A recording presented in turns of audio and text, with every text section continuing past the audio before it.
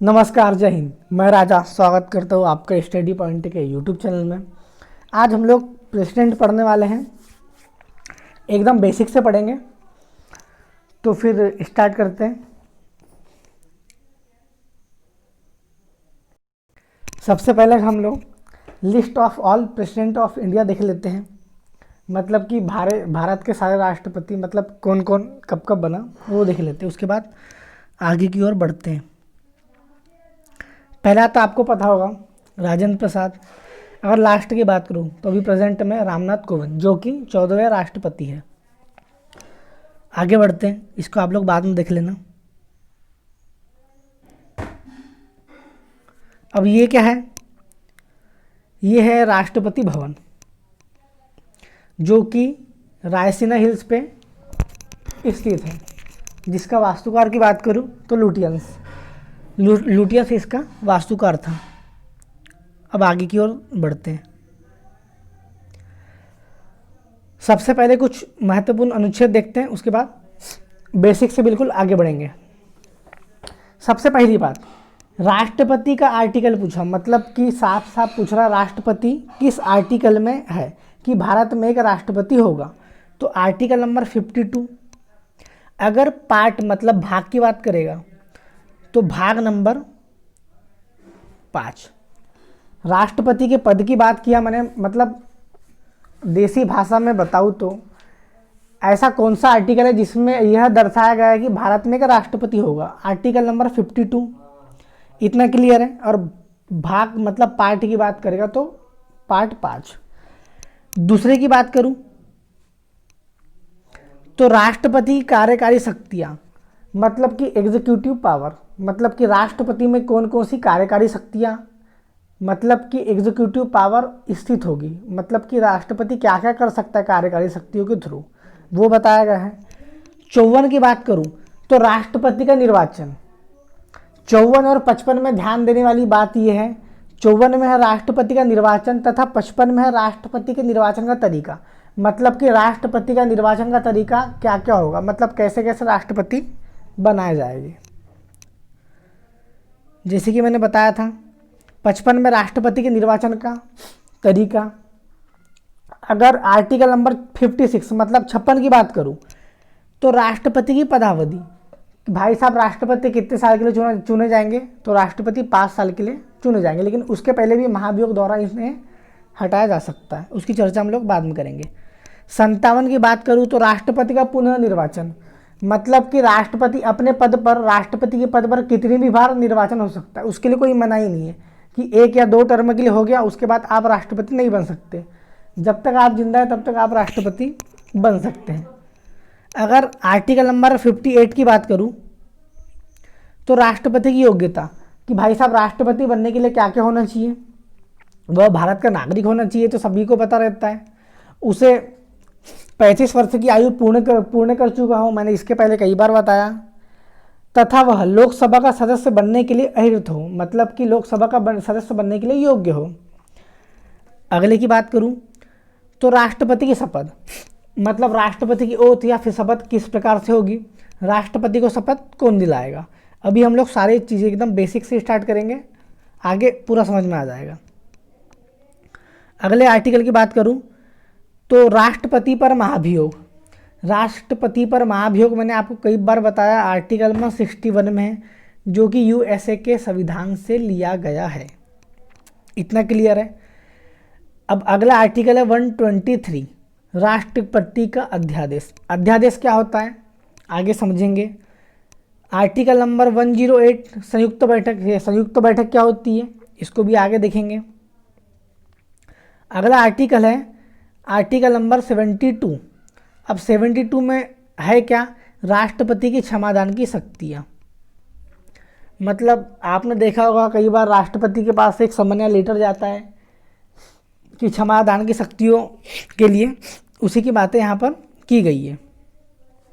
अगर हल्का थोड़ा आगे बढ़ूँ, अब देखते हैं हम लोग राष्ट्रपति का निर्वाचन। लेकिन राष्ट्रपति का निर्वाचन देखने के पहले कुछ कुछ बातें हैं जो कि आपको मैं बता देता हूँ। संविधान के भाग 5 के अनुच्छेद 52 में राष्ट्रपति का वर्णन है। इतना क्लियर है। दूसरी बात, राष्ट्रपति भारत भारत का राज्य प्रमुख होता है, मतलब कि राष्ट्रपति सबसे पहला नागरिक होता है ना हमारे देश का, वही कहा गया है कि राष्ट्रपति भारत का राज्य प्रमुख होता है, वह भारत का प्रथम नागरिक है और राष्ट्र की एकता, अखंडता एवं सुदृढ़ता का प्रतीक है। अभी कैसे कैसे प्रतीक होता है आगे की ओर देखते हैं। अगर राष्ट्रपति के निर्वाचन की बात करूं, मतलब कि इलेक्शन की बात करूं कि भाई साहब राष्ट्रपति के निर्वाचन में कौन कौन भाग लेगा और उसका इलेक्शन होगा कैसे कैसे, तो सबसे पहली बात, संसद के दोनों सदनों के निर्वाचित सदस्य, मैंने नॉमिनेटेड की बात नहीं किया, मतलब कि मनोनीत की बात नहीं किया, संसद के दोनों सदनों के निर्वाचित सदस्य जो कि चुनाव जीत चुके हैं उनकी बात कर रहा हूँ। पहला, राष्ट्रपति के चुनाव में भाग कौन कौन लेगा, संसद के दोनों सदनों के निर्वाचित सदस्य पहला भाग लेंगे। दूसरा, राज्य विधानसभा के निर्वाचित सदस्य, इसमें भी मनोनीत या फिर नॉमिनेट की बात नहीं कर रहा हूँ, दोनों में निर्वाचित का खेल है। तीसरे की बात करूं तो केंद्र शासित प्रदेश दिल्ली व पुदुचेरी विधानसभाओं के निर्वाचित सदस्य। यहीं पर एक क्वेश्चन बन जाता है कि दिल्ली एवं पुदुचेरी में विधानसभा है। अब भाई साहब दिल्ली और पुदुचेरी में विधानसभा क्यों है, क्योंकि वहाँ पर जनसंख्या ज़्यादा है, क्लियर सी बात है, मतलब इजी बात है। अगले की बात करूं तो राष्ट्रपति के निर्वाचन में कौन कौन भाग लेता है, मैंने बता दिया, संसद के दोनों सदनों के निर्वाचित सदस्य, राज्य विधानसभा के निर्वाचित सदस्य, मैंने यहाँ पर विधानसभा बोला हूँ, विधान परिषद नहीं बोला हूँ, मतलब कि लेजिस्लेटिव असेंबली की बात किया हूँ, लेजिस्लेटिव काउंसिल की बात नहीं किया हूँ, इतना क्लियर है। थर्ड की बात करूँ तो केंद्र शासित प्रदेश दिल्ली व पुदुचेरी विधानसभाओं के निर्वाचित सदस्य राष्ट्रपति के इलेक्शन मतलब कि निर्वाचन में भाग लेते हैं, और राष्ट्रपति के निर्वाचन का आर्टिकल मैंने ऊपर ही बता दिया था। अब नोट देखते हैं। अब भाई साहब कोई भी दिक्कत होगी राष्ट्रपति के चुनाव में, जैसे कि कोई मुद्दा आ गया कि भाई कुछ ना कुछ धोखाधड़ी हो गई राष्ट्रपति के चुनाव में, तो एक नोट बता रहा हूँ आप लोगों को, राष्ट्रपति चुनाव से संबंधित सभी विवादों की जांच एवं फैसले उच्चतम न्यायालय में होते हैं, मतलब कि सुप्रीम कोर्ट में होते हैं, तथा उसका फैसला अंतिम होता है। जैसे कि कुछ हो गया राष्ट्रपति चुनाव में, कुछ गड़बड़ी वड़बड़ी की बात आती है, तो सारा का सारा खेल चले जाएगा सुप्रीम कोर्ट के पास, तथा सुप्रीम कोर्ट एक फैसला देगा जो कि हमेशा के लिए होगा। अगले की बात करूं, अब कुछ थ्योरी देख लेते हैं कि राष्ट्रपति होता क्या है, सारी चीज़ें। सबसे पहले ये देख लेते हैं राष्ट्रपति बनने के लिए क्या क्या होना आवश्यक है, मतलब राष्ट्रपति के पद हेतु योग्यता, वो देख लेते हैं। एकदम बेसिक से स्टार्ट करेंगे तरीके से। पहला, वह भारत का नागरिक हो, ये बात तो सभी लोगों को पता रहती है। दूसरा, ये बात बहुत कम लोगों को पता होती है कि वह 35 वर्ष की आयु पूर्ण कर चुका हो। 35 वर्ष की आयु की बात करूँ तो वाइस प्रेसिडेंट मतलब कि उपराष्ट्रपति के लिए भी 35 वर्ष, राज्य के राज्यपाल के लिए भी 35 वर्ष तथा राष्ट्रपति के लिए भी 35 वर्ष की आयु पूर्ण कर चुका हो, तभी ये सारी चीज़ें हो पाएंगी। तीसरे की बात करूं, वह लोकसभा का सदस्य निर्वाचित होने के लिए अहिर्त होना चाहिए, मतलब कि वह लोकसभा का सदस्य निर्वाचित होने के लिए योग्य होना चाहिए। तीसरी बात, मतलब कि ये सारी बातें हो गई। अब अगला देखते हैं, इतना क्लियर हो गया। अब बात आती भैया कि राष्ट्रपति को शपथ या फिर प्रतिज्ञान दिलाता क्या है, मतलब पहले ये देख लेते कि राष्ट्रपति अपने शपथ में बोलता क्या है या फिर प्रतिज्ञान में बोलता क्या है। पहला, मैं श्रद्धापूर्वक राष्ट्रपति पद का कार्यपालन करूंगा, जो कि करता ही आप लोग देखते ही हो। सेकंड, संविधान और विधि मतलब कि कानून का परिरक्षण, संरक्षण तथा प्रतिरक्षण करूंगा। थर्ड की बात करूं तो भारत की जनता की सेवा और कल्याण में निरत रहूंगा। ये तो भाई साहब बात हो गई कि राष्ट्रपति अपने शपथ में बोलता क्या क्या है, लेकिन मैं राष्ट्रपति की शपथ या फिर ओथ की बात करूं तो राष्ट्रपति को शपथ कौन दिलाता है, तो सुप्रीम कोर्ट का मुख्य न्यायाधीश राष्ट्रपति को शपथ दिलाता है। अब बात आती भैया कि सुप्रीम कोर्ट का मुख्य न्यायाधीश है ही नहीं, तो अभी 33+1 का फॉर्मूला चल रहा है ना, मतलब कि एक है सीजीआई मतलब कि मुख्य न्यायाधीश और 33 टोटल है न्यायाधीश।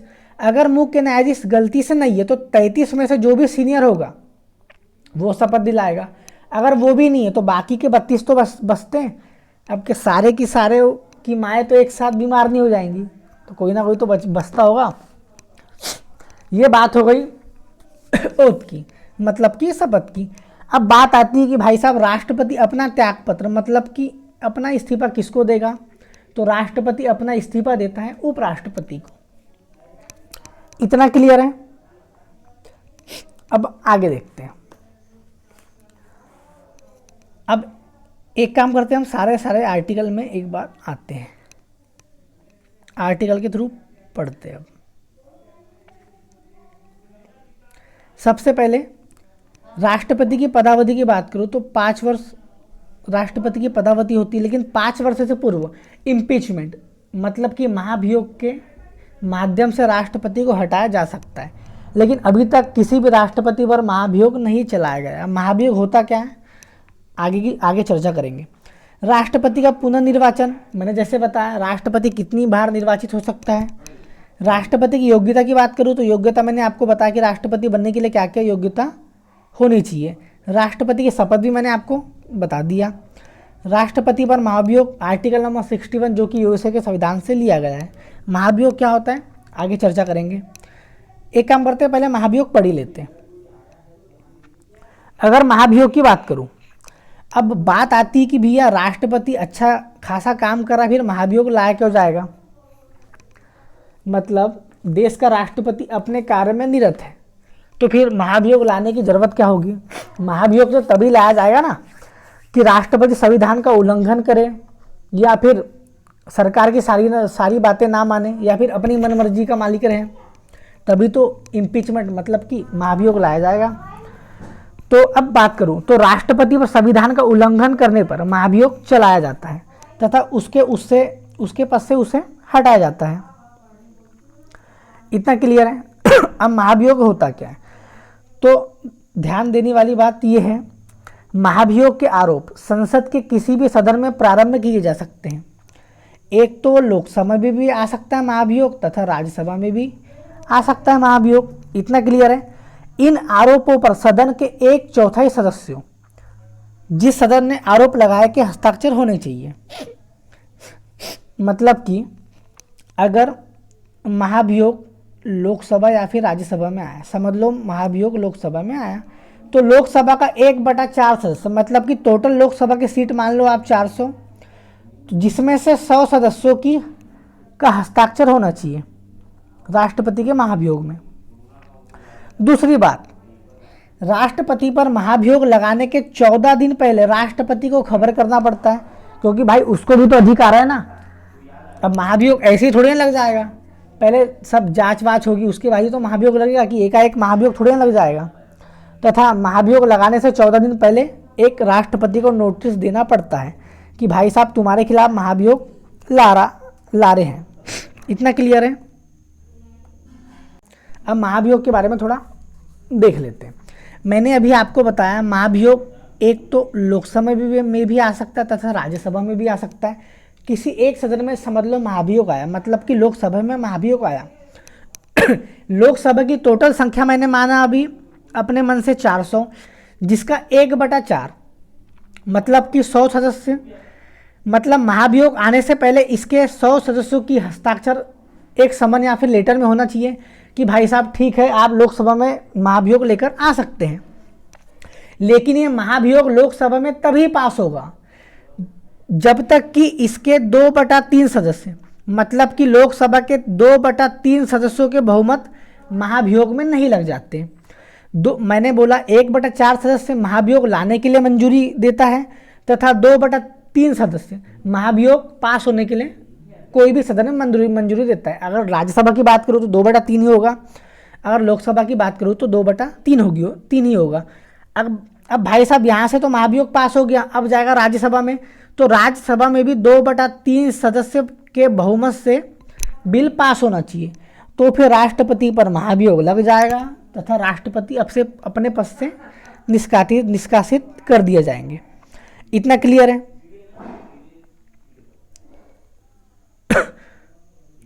अगर समझ में नहीं आएगा तो एक बार देख लेना, समझ में आ जाएगा। अब बात आती है कि राष्ट्रपति का पद रिक्त कैसे कैसे होगा। अभी हमने बोल दिए कि राष्ट्रपति नहीं है तो राष्ट्रपति की जगह उपराष्ट्रपति राष्ट्रपति का कार्य कर सकता है, लेकिन भाई साहब राष्ट्रपति का पद रिक्त कैसे कैसे होगा। ऐसी होगा ना कि 5 वर्षीय कार्यकाल समाप्त होने पर राष्ट्रपति का पद रिक्त हो सकता है, उसके त्यागपत्र देने पर राष्ट्रपति का पद रिक्त हो सकता है। अगर वो त्यागपत्र दे देता है 5 साल के पहले तो राष्ट्रपति का पद रिक्त ही तो होगा, या फिर महाभियोग प्रक्रिया द्वारा उसे हटाया जा सकता है, या फिर उसकी मृत्यु हो सकती है।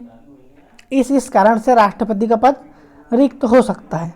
इतना क्लियर है। अगर आगे की बात करूं, इतना क्लियर है। अगर राष्ट्रपति की बात करूं तो राष्ट्रपति लोकसभा में 2 एंग्लो इंडियन मतलब कि आंग्ल भारतीय नॉमिनेट करता है तथा राज्यसभा में 12 सदस्य मनोनीत करता है। मैंने बोला राष्ट्रपति लोकसभा में 2 सदस्य मनोनीत करता है तथा राज्यसभा में 12। अगर संसद की बात करता, अगर क्वेश्चन यह आता राष्ट्रपति संसद में कितने सदस्य मनोनीत या फिर नॉमिनेटेड करता है, तो आंसर होता है हमारा 14, क्योंकि भैया रोज लोकसभा राज्यसभा संसद के ही तो हिस्से है ना। मैंने अगर लोकसभा बोला होता तो आंसर होता हमारा 2, राज्यसभा बोला होता तो आंसर होता हमारा 12, लेकिन जब मैंने संसद की बात किया तो आंसर होगा हमारा 14। तो फिर आज इतना ही रखते हैं, आगे का कल देखते हैं। बिल्कुल बेसिक से जाएंगे। मनी बिल क्या होता है, संयुक्त अधिवेशन क्या होता है, अपना अध्यादेश क्या होता है, महाभियोग तो मैंने आपको बता ही दिया हूँ। ज़्यादा कुछ नहीं, राष्ट्रपति में बस मेन फैक्ट पढ़ना है, अपनों को ज़्यादा डीपली जाना नहीं है। यूपीएससी की तैयारी तो हम कर नहीं रहे हैं। अब आगे कल पढ़ेंगे। अगर वीडियो अच्छा लगा हो तो लाइक कर देना, शेयर कर देना, सब्सक्राइब कर देना। जब तक के लिए अपना और अपनों का ध्यान रखिए। बाय।